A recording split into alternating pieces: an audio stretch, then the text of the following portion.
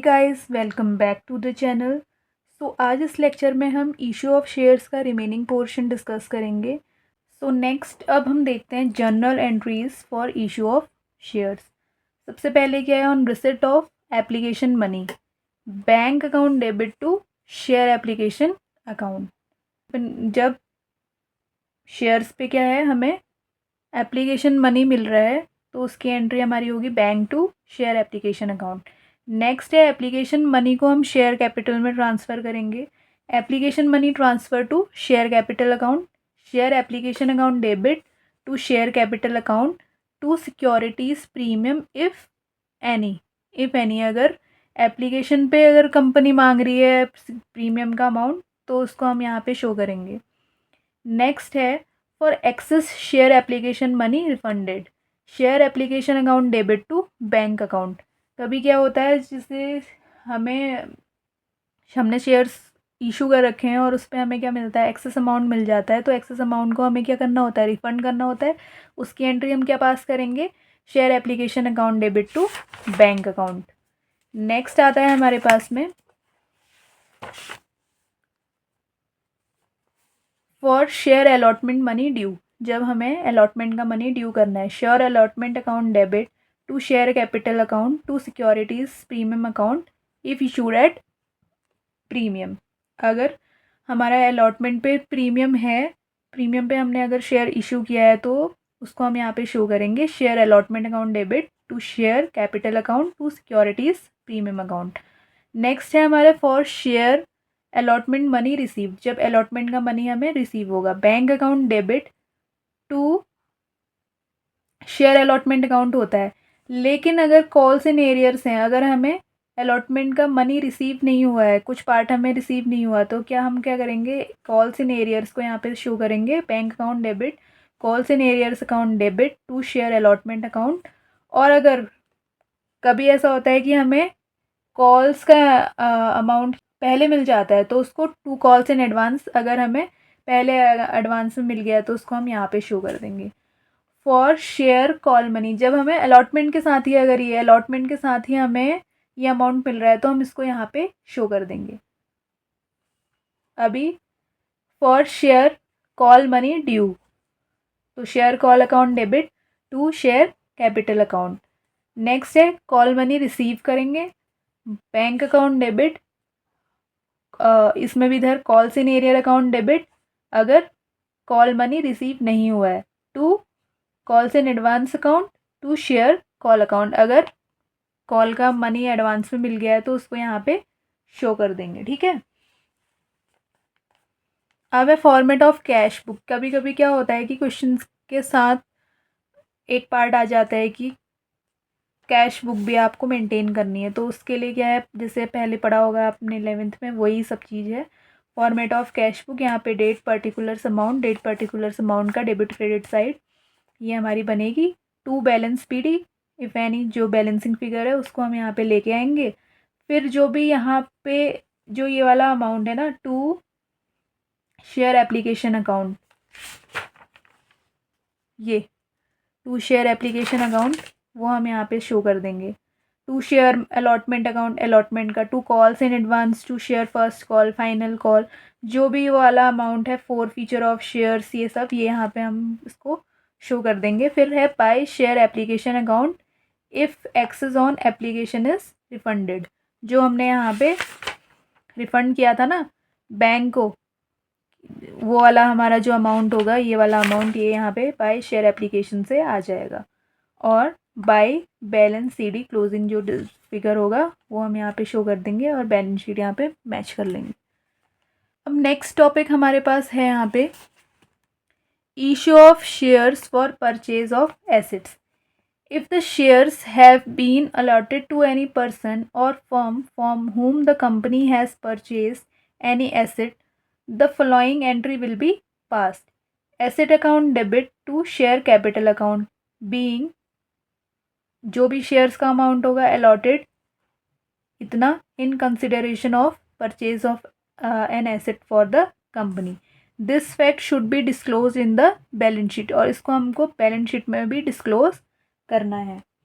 तो issue of shares for purchase of assets में क्या है, जब कंपनी किसी अदर कंपनी से या फर्म्स या किसी स्पेसिफिक पर्सन से एसेट परचेज करती है, तो उसको पेमेंट करने के बदले कंपनी क्या करती है, अपनी कंपनी के क्या करती है, शेयर्स इशू कर देती है।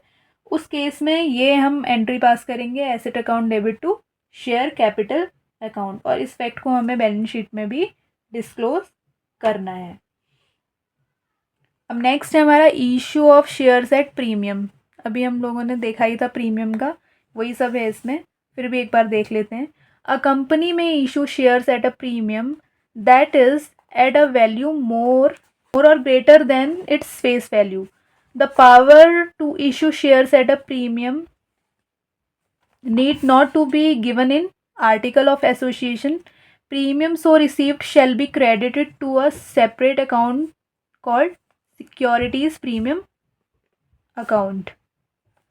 अब सेक्शन 52 ऑफ कंपनीज एक्ट 2013 क्या कहता है? It gives the purposes for which share premium account में B applied by the company. These are for the issue of fully paid bonus shares to the members of the company, for writing of preliminary expenses of the company, for writing off the expenses of the commission paid or discount allowed on any issue of shares or debentures of the company, and for providing premium payable on the redemption of any redeemable preference shares or debentures of the company, for the purchase, buyback of its own shares or other securities under section 68. Note, if in any question premium is not mentioned with regard to money received, then premium is always considered with allotment money. अब ये क्या कह रहा है, हमने जैसे सब पहले ही डिस्कस कर लिया है कि प्रीमियम क्या है, जो फेस वैल्यू है उससे ज़्यादा पे जब शेयर को हम इशू करते हैं तो वो क्या, जो ज़्यादा हमारा एडिशनल अमाउंट है वो क्या होता है, हमारा प्रीमियम होता है।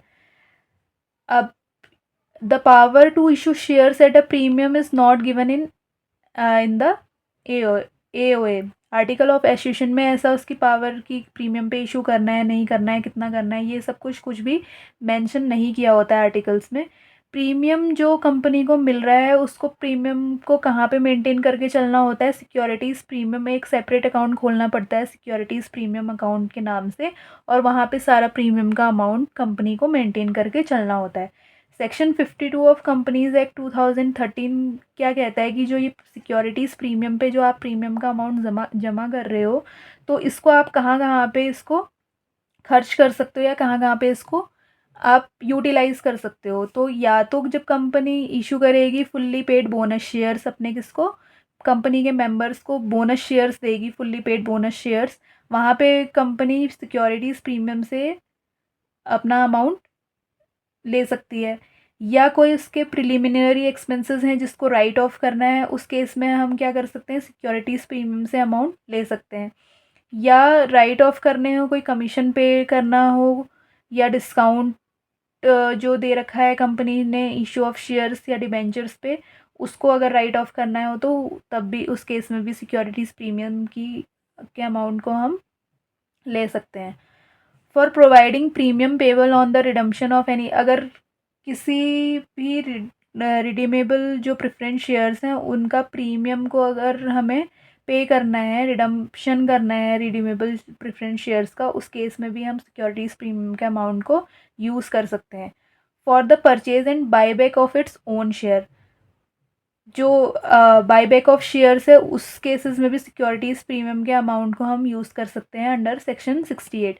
इन सब की जो भी वर्किंग है वो हम लोग आगे डिस्कस करेंगे, कैसे कैसे सिक्योरिटीज़ प्रीमियम का अमाउंट कंपनी यूटिलाइज़ करती है इन सब चीज़ को राइट ऑफ करने के लिए, ये हम आगे देखेंगे, एंट्रीज इसकी है। अब ये ही मैंने पहले जो आपको बता दिया था कि अगर प्रीमियम क्वेश्चन में मेंशन नहीं किया है तो हम कहाँ पे उसको कंसिडर करते हैं, हम ऑलवेज़ कंसिडर करते हैं कि अलॉटमेंट के साथ हमें प्रीमियम देना है। अगर कंपनी में मेंशन है कि हाँ आपको प्रीमियम कॉल्स पे देना है, एप्लीकेशन पे देना है, तब तो आप वहीं पे शो करोगे। अगर कोई भी ऐसी इन्फॉर्मेशन नहीं दी है क्वेश्चन में, तो फिर हम क्या करेंगे, अलॉटमेंट के साथ प्रीमियम को कंसिडर करेंगे। नेक्स्ट पॉइंट है हमारा prohibition on the issue of shares at discount, section 53। Except as provided in section 54, a company shall not issue shares at a discount. Any share issued by a company at discounted price shall be void. Where a company contravenes the provision of this section, the company shall be punishable with fine which shall not be less than 1 lakh rupees, but which may extend to rupees 5 lakh, and every officer who is in default shall be punishable with imprisonment for a term which may extend to 6 months, or with fine which shall not be less than 1 lakh but which may extend to rupees 5 lakh, or with both. अब prohibition क्या है issue of shares at discount पे, section 53 का है ये। तो accept 54 section किस चीज़ का था हमारा, आई गेस सेक्शन 54 था हमारा issue of sweat equity shares का था। Let me check. Yes, sweat equity shares को आप क्या कर सकते हैं, डिस्काउंट में इशू कर सकते हैं, लेकिन स्वेट इक्विटी शेयर्स के अलावा कोई भी शेयर्स को हम डिस्काउंट में इशू नहीं कर सकते हैं। Any share issued by company at discounted price shall be void. अगर कोई भी कंपनी डिस्काउंटेड प्राइस पे अपने शेयर्स को इशू करती है तो वो क्या होगा, माना जाएगा, वॉइड माना जाएगा। अगर कंपनी इस प्रोविज़न को, इस सेक्शन के प्रोविजंस को कॉन्ट्रावीन करती है तो उस केस में क्या होगा, कंपनी पनिशेबल होगी, जिसका फ़ाइन क्या होगा, 1 लाख से नीचे नहीं होगा और 5 लाख तक इसको एक्सटेंड भी किया जा सकता है। जो भी ऑफिसर्स इन डिफ़ॉल्ट होंगे उनको भी इस केस में पनिश किया जाएगा, उनको इम्प्रिजनमेंट होगी, जिसका टर्म कितना होगा, 6 मंथ्स तक का होगा, और फाइन 1 लाख से कम नहीं होगा, और लेकिन 5 लाख तक भी इसको एक्सटेंड किया जा सकता है, और दोनों भी हो सकते हैं, इम्प्रिजनमेंट भी हो सकती है और 5 लाख तक का फाइन भी भरना पड़ सकता है। अब है over subscription of shares. It is a situation when application received are for more shares than the number of shares offered to the public for subscription through prospectus by a company।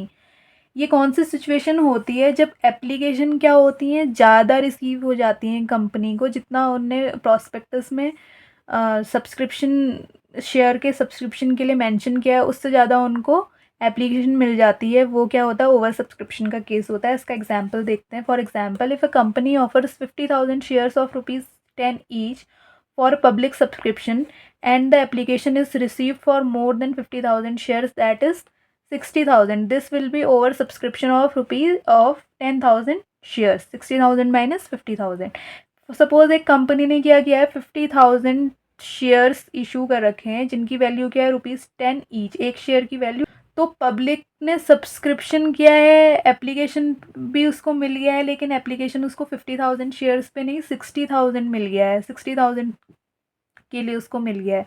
This will be over subscription of 10,000। कितना, 10,000 कैसे, क्योंकि company को 60,000 shares पे मिल गया है, लेकिन company के पास कितने हैं, ओनली 50,000 है, तो 10,000 शेयर्स के क्या हो गया, ओवर सब्सक्रिप्शन हो गया। अंडर सब्सक्रिप्शन इसी का ही अपोजिट हो गया है। If it indicates lesser shares subscribed by the public then what was offered to them. For example, if 10,000 shares of ₹10 each were offered and application received for 9,500 shares only, then issue is said under subscription of 500 shares. 10,000 issue किए थे, लेकिन 9,500 shares पे ही उसको subscription मिला है, मतलब 500 shares उसके अभी भी रह गए हैं, तो 500 शेयर्स पे क्या हो गया, अंडर सब्सक्रिप्शन हो गया। अब क्या है, नेक्स्ट है हमारा entries for over subscription. Over subscription के केस में क्या होगा, हमें अगर ज़्यादा मिल रहा है तो हमें क्या करना पड़ेगा, रिफंड करना पड़ेगा ना, क्योंकि अगर हमारे पास 50,000 शेयर्स हैं कंपनी, और कंपनी को 60,000 पे एप्लीकेशन मिल गया है, तो 10,000 कंपनी कहाँ से लेके आएगी, क्या करेगी कंपनी, जो 10,000 एक्स्ट्रा उसको मिल रखा है उसको रिफ़ंड करेगी। Refund of application money, share application account debit to bank account, जो मैंने अभी पहले एंट्री बताई थी वही है। Transfer of application money to allotment and calls, share application account to share allotment account to share calls to calls paid in advance. Transfer of application money to allotment and calls, जो भी allotment पे उसको over subscription का पैसा मिल रहा है उसको क्या करेगी, एडजस्ट करेगी कंपनी। कहाँ एडजस्ट करेगी, शेयर एप्लीकेशन अकाउंट पे करेगी। कहाँ कहाँ पे एडजस्ट करेगी, अलॉटमेंट में, कॉल्स में और calls paid in advance. Next क्या है, नेक्स्ट है issue of shares for consideration other than cash. Consideration means in exchange of, ठीक है, जहाँ पे कैश का कोई यूज़ नहीं है लेकिन हम क्या कर रहे हैं, उसके बदले हम शेयर्स दे दे रहे हैं। The company purchase certain assets from vendors, sellers और सप्लायर्स ऑन क्रेडिट। उधार पे ले लेती है कंपनी, क्या कर लेती है, कुछ एसेट्स ले लेती है वेंडर्स से, उधार पे ले लेती है। Instead of making payment to vendors in cash, the company issues them certain agreed number of shares at the agreed rate as a consideration of assets purchased। Company क्या करती है, इंस्टीड ऑफ मेकिंग पेमेंट, उनको cash में payment करने के बजाय क्या करती है, किसी सर्टेन नंबर ऑफ, जो भी दोनों पार्टीज जिस पॉइंट पे एग्री हुए हैं कि इतने शेयर्स हमको चाहिए, उस एग्रीड रेट पे उसको क्या करती है, एसेट्स के बदले शेयर्स दे देती है। शेयर्स में भी इशूड एट पार और प्रीमियम, या तो हम पार पे ले सकते हैं या हम प्रीमियम पे शेयर्स को दे सकते हैं। तो इसकी एंट्रीज क्या होगी, on purchasing the assets, on purchasing the assets particular जो भी एसेट है या sundry assets account debit to vendors account. ये क्या होगा, जिस टाइम पे हम एसेट को परचेज करेंगे ये वाली एंट्री पास होगी। Issue of shares to vendors at par, अब हमने क्या करना है, शेयर्स को वेंडर्स को इशू करना है, तो vendors account debit to share capital account, या अगर वहाँ पे नेम दिया है वेंडर का तो नेम को भी आप यहाँ पे मेंशन कर सकते हो। अब नेक्स्ट है issue of shares to vendors at premium, जब हम प्रीमियम पे करेंगे तो vendors account debit to share capital account to securities premium account. Securities premium account हमेशा हमारा शेयर कैपिटल के साथ ही चलता है।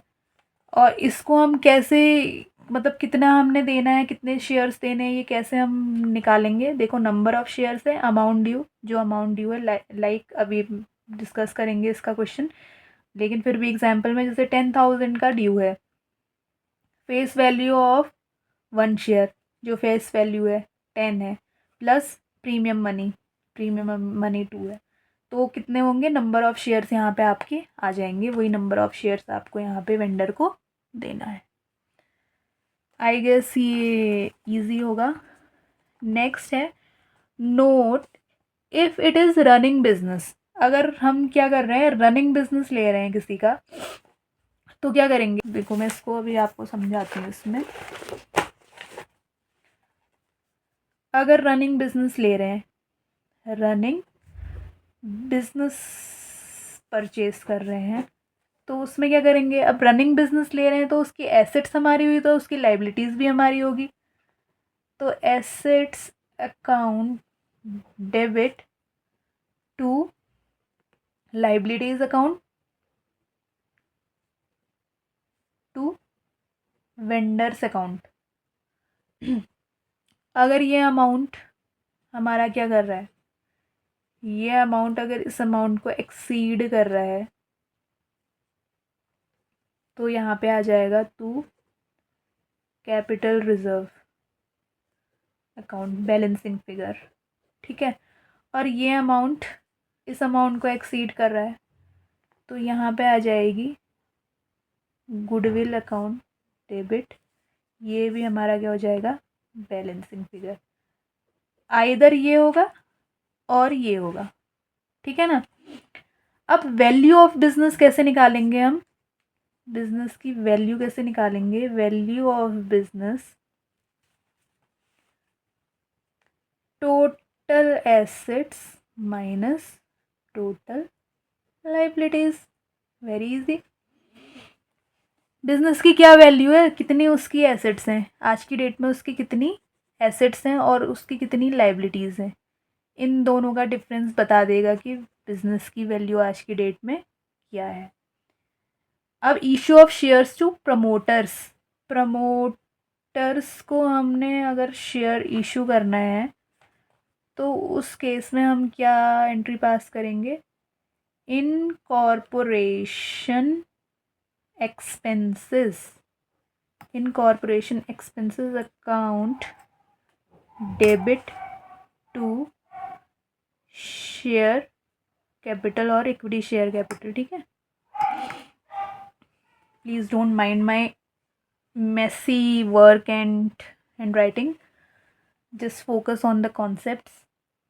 सो issue of shares to promoters के केस में हम incorporation expenses account debit to share capital account, ये एंट्री पास करेंगे। आज के लेक्चर में बस इतना ही। आई होप आपको ये कॉन्सेप्ट्स अच्छे से क्लियर हो गए होंगे। आप इनको एक बार अच्छे से रिवाइज़ करिए, इसके नोट्स बनाइए, इसको गो थ्रू कीजिए डेली, तो आपको ये सब चीज़ समझ में आएगा। और इसके जो न्यूमेरिकल्स हैं वो बहुत इजी हैं। नेक्स्ट लेक्चर से हम इसके न्यूमेरिकल डिस्कस करेंगे। और अगर आपको वीडियो अच्छी लगी हो तो इसको लाइक कीजिए और अपने फ्रेंड्स के साथ भी इसको शेयर कर दीजिए। That's all, thanks for watching.